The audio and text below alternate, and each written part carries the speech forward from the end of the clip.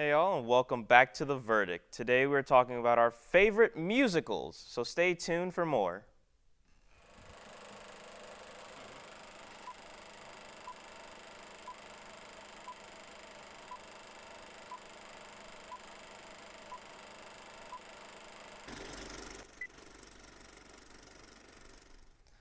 Hey everybody, my name is Rashawn, and today I'll be joined by my two wonderful co-hosts, Ka and Talon.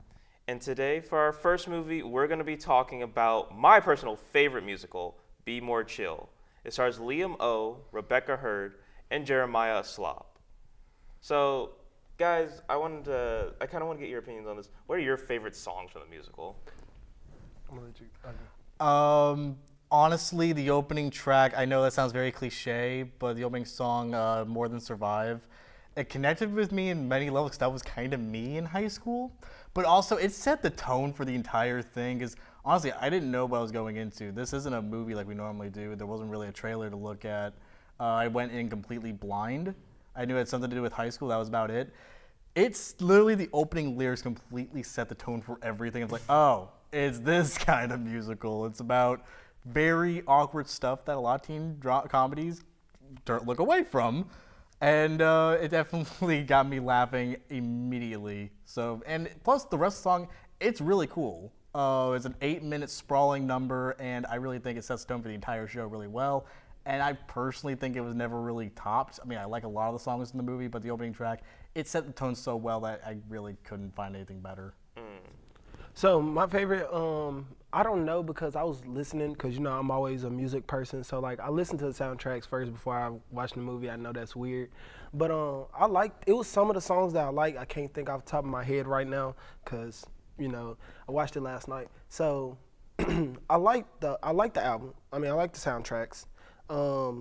I think the one that really stood out to me is the same one that you're talking about. I can't remember. More Than Survive. More Than Survive. So that one really stood out to me. So I really enjoyed it, and it was some of them that I can't remember right now, but it was some of them that I really liked and it really caught my interest, and it made it more interesting in the musical too. Well, that's the funny thing is, I did the same thing you did when I first came across the musical. I came across this actually in high school. A friend recommended it to me. So that's perfect time to find it. Yeah. I didn't even watch the musical. First, I listened to the album because this is what I normally do. I do that all the time for musicals. I listen to the album first before I actually watch the musical, just because I'm more of a music person. After listening to it, it was amazing.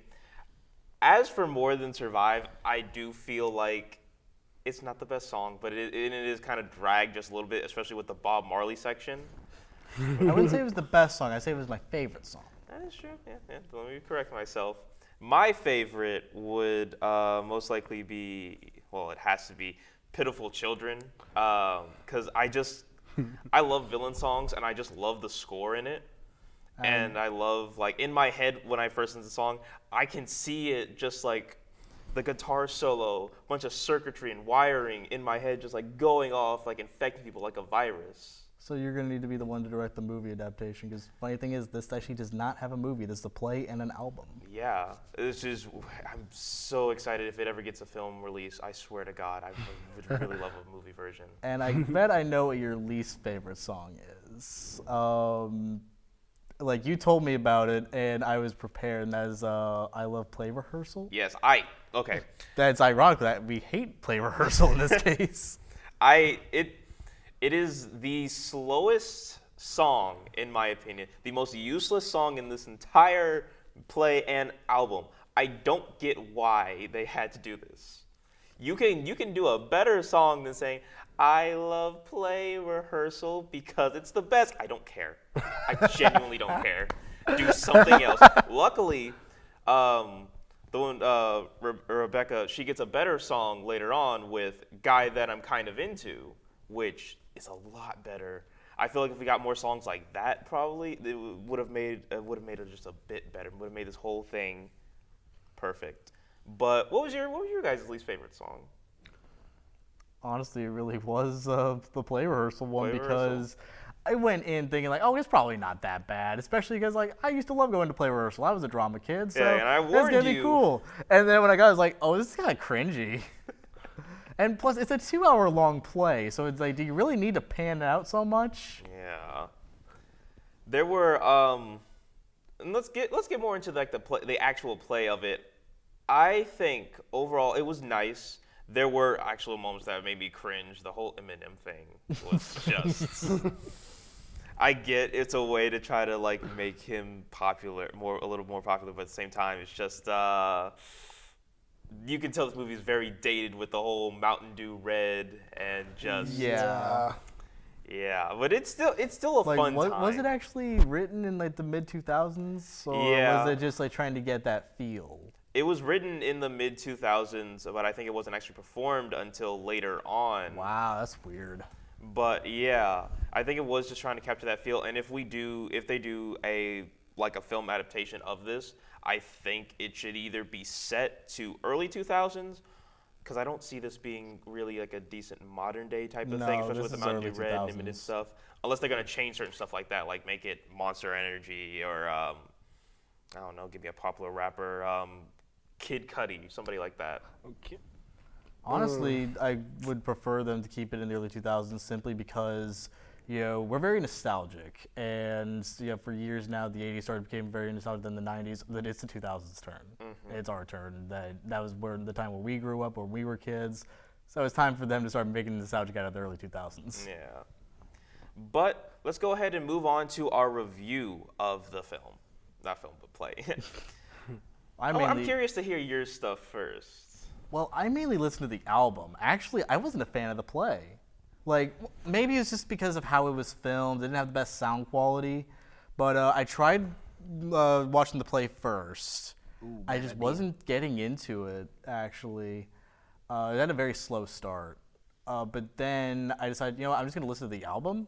The sound quality was a million times better. And like I said, I actually do connect with this musical because the main character actually does remind me a little bit of myself. Same. From high school. I was a drama kid. I was an invisible nerd, and I didn't want to be popular, but I didn't want to be a loser either. Exactly. I wanted more than just survive. So that's why I really did connect with the main characters. Like, that really was how I felt was. And plus, liking the girl, except in this case, you got the girl, where I did not. Which is how it usually goes in high school. Which is how it usually goes in high school. But oh well. But for that reason, I really did enjoy the album, and if I saw the play live, I feel like I would enjoy it a lot more. Now, did you listen to there's two versions of the album actually. There's the original soundtrack, and then there's also the stage album recording where you're also hearing bits and pieces of the play. I listened to both. I think it was just the album. I don't think I listened to the stage recording version. Yeah, I was about to say, because the stage recording version, it's nice, but it's just that basically it doesn't hit as well as the album. I listened to the album, the actual studio album. And I think I'm gonna go off of what you said. I agree that showing people plays, I think you should first have them listen to the album, then have them listen to the play, because it's actually funny. With Hamilton, I listened to the album. I heard the first song before anything, before actually watching it. I'm surprised none of us picked Hamilton. Too basic. Yeah. I've been listening to that all my whole life, so Exactly. I'm already used to it. But I want to piggyback off what both of y'all said. So, like I said, I feel like it's more like if you're interested in plays first, then that's the time to watch it first. Because I listened to the album, I was like you, I listened to the album, and I really liked the album. But when I watched the play, and I was like, wow, I'm disappointed. I was really disappointed. So it was like, okay, so it'll be better if you're into plays. You can just go ahead and watch the play and then listen to the album, so that way you know the full thing of what's going on. Mm-hmm. So all in all, I'm about to go ahead and give my review since I'm going to get my little 2 cents in. Okay. I feel like I'll give it a 6. 6? Because it could have been better, but it was decent as for it to be a play. Yeah, I gave it a 7.5 but it will definitely jump to an 8 or an 8.5 if they make a movie adaptation. Yeah. Now, for me, if they make a film adaptation, it'd be a 10 out of 10. But I said this is my favorite musical, and it absolutely is. I love it. There are problems with it, but I love it. But I gotta give it a 7.5. Ooh. I know it being my favorite, but I can at least be honest with myself and admit what the problems were. So I can't lie about that. That's always good. But Kai, I think it's your run of the mill now. Okay. Well, the musical that I will be discussing is Aladdin. This movie, the movie stars are Minda Masaus, Naomi Scott, and Will Smith as the genie. All right, let's check out the trailer. I can make you rich. Rich enough to impress a princess. What would I have to do? There's a cave of wonders. Bring me the lamp.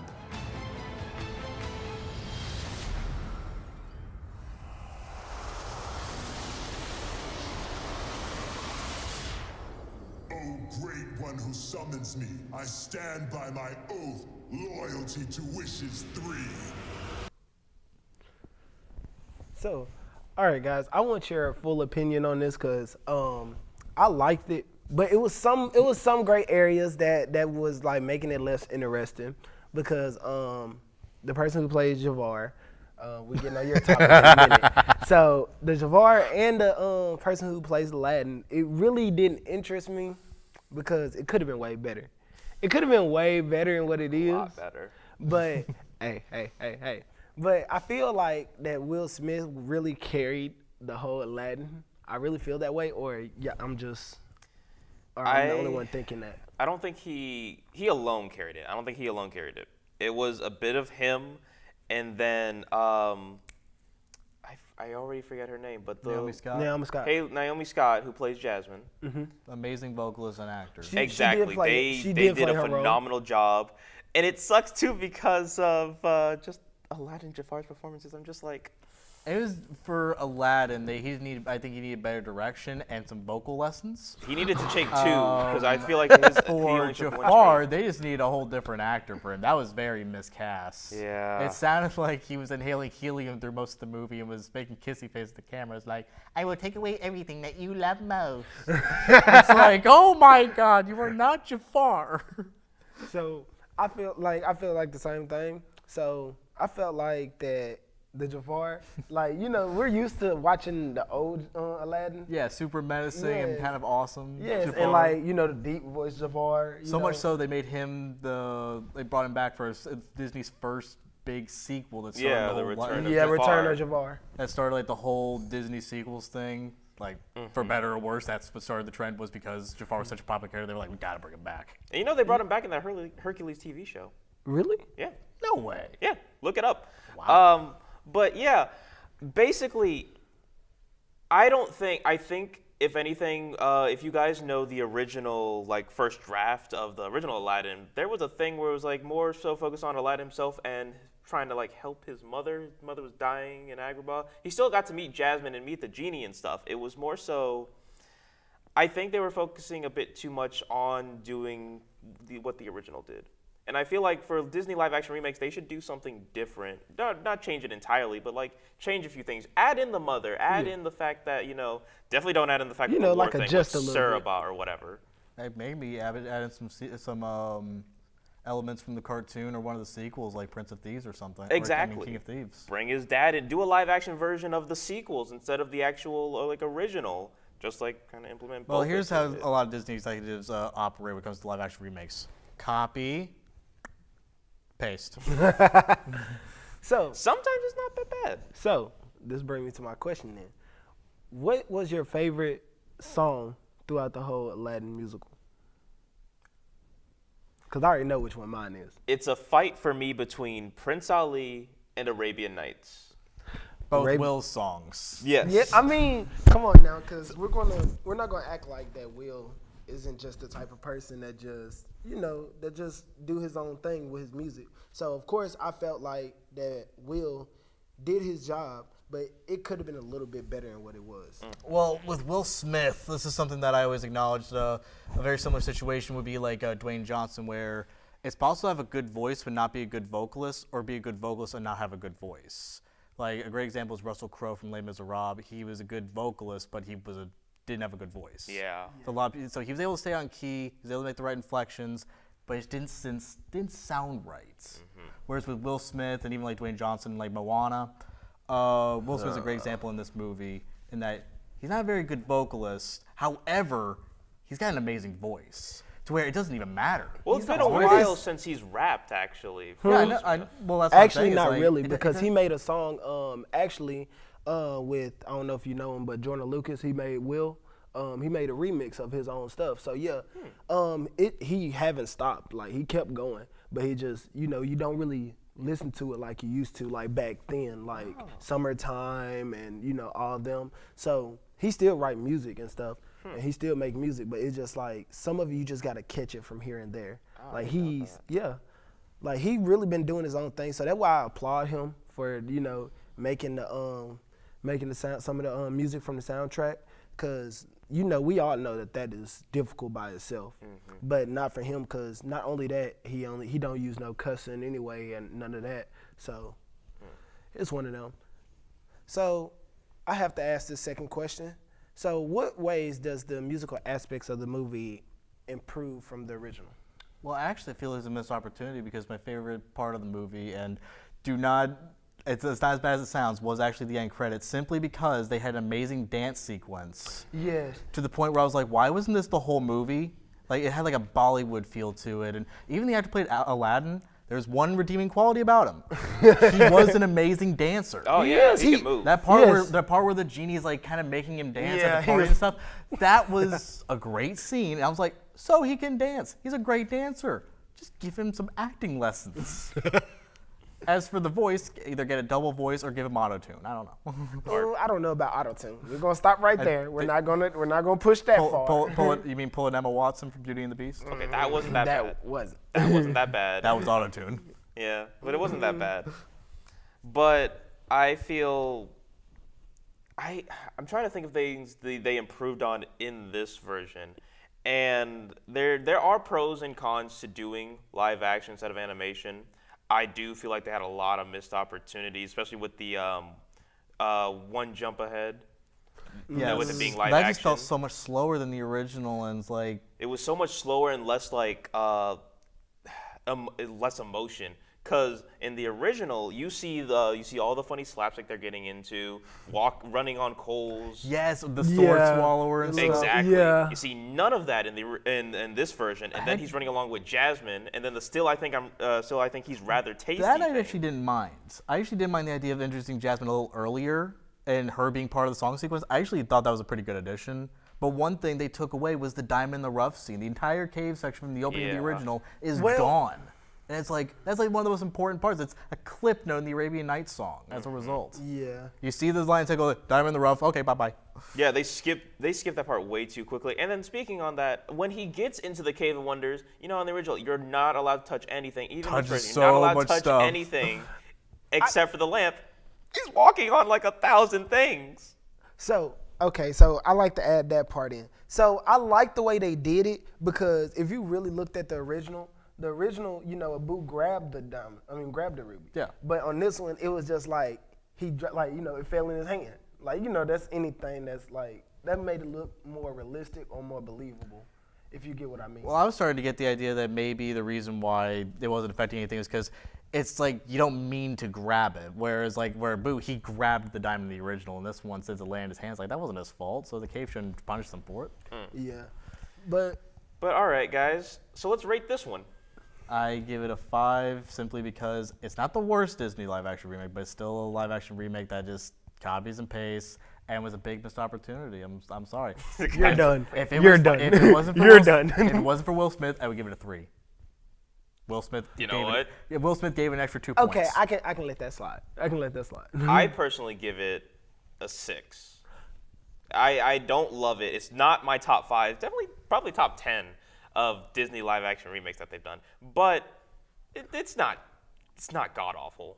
It's not great. I'll put it in the top 5. Okay, so this is my rating, and I know y'all gonna look at me crazy, but I'll give it a 7, because if you only knew the background of Will Smith, how hard he worked on the soundtracks and how hard he worked in acting, and not to realize, like, y'all seen the other ones, Lion King and all the other ones. This one was a little better than them. It was absolutely better than Lion King. Yeah, that's why the sequel should just be about Genie and his family. No, they're planning on making a sequel. That's what it should be about. Yeah, no, I heard about that. Yeah. All right, but the movie I'll be talking about is the Rocky Horror Picture Show. This movie stars Tim Curry, Richard O'Brien, and Susan Sarandon. Let's play the trailer. The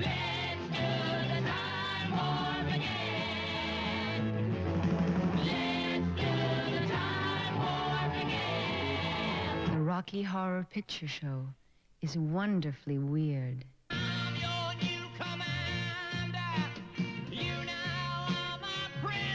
They're probably foreigners with ways different than our own. It's fabulously freaky. Don't look too closely at those lips. So basically, this is a cult classic from the 70s that actually, I believe it bombed the box office, and I know it was critically panned when it came out, but it immediately became a cult classic. It launched the career of both Susan Sarandon and Tim Curry. And I believe Richard O'Brien, who plays, I believe he played Riff Raff, I think, in the movie. He actually wrote the play and all the music. Yeah, the actor who played Riff Raff in the movie, the butler, he wrote all of it. Yeah. He's the writer of the original play. I did not figure that out. I'm today But years old. he didn't want to star in it. He just wanted a side part. Okay, I really understand that, and I really respect it because, like, if you really look at it, like, he wasn't even there, like, you know, he was there for, like, I'll say, like, 3 or 4 scenes or 2 to 3. But he had, like, probably the best musical number with Time Warp. Yes. Like, when he went into Time Warp, it was like, wow. That was entertaining right there. But I don't know, like, I really like this because, you know, this is my childhood right here. So I really liked it because I like all the scenes on it. It was like some of them, you know, it was just, there was a couple of them that was like, you know, like it was just drifting off. But it was like, you know, they got it back on track and they made it like, you know, more entertaining. I agree. Honestly, despite I do love this movie, it's one of my favorite musicals, definitely in the top 3, along with like Little Shop of Horrors and Across the Universe. Yeah. But this one, and I would also put like Blues Brothers up there too in the top 5. Oh gosh. But with this one, I will admit it does kind of fall apart in the second half a little bit in that it just, the first half is so good. The opening is like, all the opening numbers, like Time Warp, Sweet Transvestite, Hop-a-Tootie, these are all great tracks. Science Fiction Double Feature, the opening, which is the opening song sung by the Horrifying Lips. God, it's so unsettling. It is very unsettling. Here we go, talking about the lips. But it's very iconic to the brand. But It is. I think it was after all the weirdos left, because there were a bunch of these crazy characters that were in the just background characters. They were the dancers. They were like the dancers for Time Warp. I think it was after they left, after Hop-a-Tootie, the movie just kind of wasn't as good. It was still good. There were still some good songs. Like Susan Sarandon had a great song with the monster Rocky in their explicit scene. But that was actually a really fun number. And a lot of I'm Going Home, which was Tim Curry's last song before, spoiler alert, dying. There you go. Why you gotta ruin the audience? Why you gotta ruin that to the audience? But yeah, it didn't. It was the second half wasn't as good as the first half. That's all I'm gonna say. I will say, I also love the first half of the movie. I don't think it got really like weak until the third act. I think the second act was still going kind of strongish, but I don't think. Brainwashing. Yeah. That's what made it. Yeah. Okay. I see that. Yeah, I think it really fell off for me on the third act. Overall, I didn't grow up watching this. I knew about it, but I didn't watch this. I didn't see it until I was like 15. I watched it when I was younger, you know. But I didn't see it. I only saw it recently because of this show, actually, and the only song I've heard from this entire thing beforehand was "Sweet Transvestite" because I love Tim Curry. That is my go-to karaoke song, actually. Yeah. But when I went into this, I was originally thinking like, oh, we're just gonna see a lot of like monsters, and you know, little people dressed in little sexy outfits and whatnot. I mean, there was a lot of that. Yeah. But I actually found myself having a good time. Keep it rated PG, guys. I found myself having a good time, but not really being that invested, if that makes sense. It's one of those things where it's all about the music, less about the characters. Like the characters, they really are just cookie cutter, stereotypical B horror movie characters that you would find anywhere. Janet and Brad, they're the typical, oh, well, our car broke down. We need to use a phone. It's like the guy's literally like the stereotypical Clark Kent character. Yeah. And I know when we were originally like picking our films and you said you wanted to do Rocky Horror, you kept going on and on about Time Warp, just like talking about it. And I was like, okay, I'm ready to hear it. Tenacious D, actually, Jack Black's rock band, actually did an amazing cover during Yeah, I COVID heard lockdown. that. Yeah. It was actually fantastic. I actually like their version more than the Rocky Horror. I don't like it in this. I don't like it in this. I do too, actually. Jack Black's voice, he nailed the song. But I still love this one's version simply because of all the background dancers and stuff. That's why I was sad when they all left. Yeah, no. The best song in this for me would have to be "Sweet Transvestite." I just love it when Tim Curry comes in and just takes off his thing like. I actually have to go with Hopatootie, which was Meatloaf's song, May He Rest in Peace. He was only in the movie for a couple minutes, but he stole the entire thing.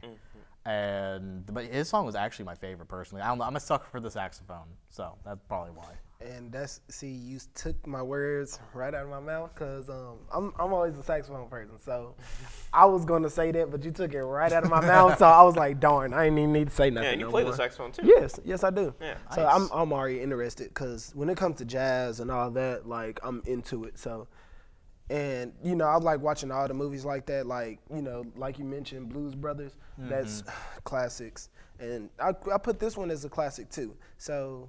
I can't really just talk negative about it or have it says that I can just say that it drift off and then it just came back as more interesting. It just just don't watch the sequel Shock Treatment. Yeah. Oh my gosh, I've actually never seen it, but I heard from other fans to just avoid it. That's not it. But they actually did do a remake with Laverne Cox. They brought back Tim Curry as the narrator. So that was pretty cool. I think it was supposed to be on Fox's live show, similar to Grease Live or Christmas Story Live, but I think they decided to just do a pre-recorded version. But they did a great job. But I want to ask, what would you guys rate this movie? I give it a 4. I obviously it's not for me. Yeah. Wow. It's not for everyone. It's a straight very like that. weird Straight movie. like that. Yeah. Straight like that. This is not for everyone. It's not. And I love it to an extent, not a very vast extent, obviously, but it's just not for me. One is just because I don't like makeup. I will say this. I tell everybody this. I think makeup I think it makes people look like clowns. I don't like it. And going into this movie, everybody wearing super red lip glossy makeup, then doing their eyes stuff like that. Oh my God, please stop. Bro, you better not walk out them doors because boy, you about to have a whole lot of audience mad at you. What are you gonna rate it? I'll rate it as I ain't gonna give him a bad grade like a 4, but I'll give it a 6 because it was very interesting. Like I said, it was one of them and I'm always a Tim Curry fan. Who is not? Of course, Tim Curry fan? That's why I give it extra points about it. You don't think you grew up with Tim Curry? You grew up with Tim Curry because he was in a bunch of Scooby-Doo movies and great voice acting roles and stuff like that. So it's that's the reason why you grew up with Tim Curry. Whether you like it or not. Exactly. Whether you like it or not. For every 1-star movie, he's the reason it got that 1 star. Yeah. I give this movie a 8. This is among my favorite musicals, but I will admit it does fall apart in the second half, and it's definitely not for everyone. So the fact you gave it a 4, that's understandable. It's a weird movie, so I completely understand. Yeah. Well, folks, that's all for this episode, and thank you for joining us on The Verdict. Be sure to come back next week when we are going to be talking about our favorite Thanksgiving specials. See you next time.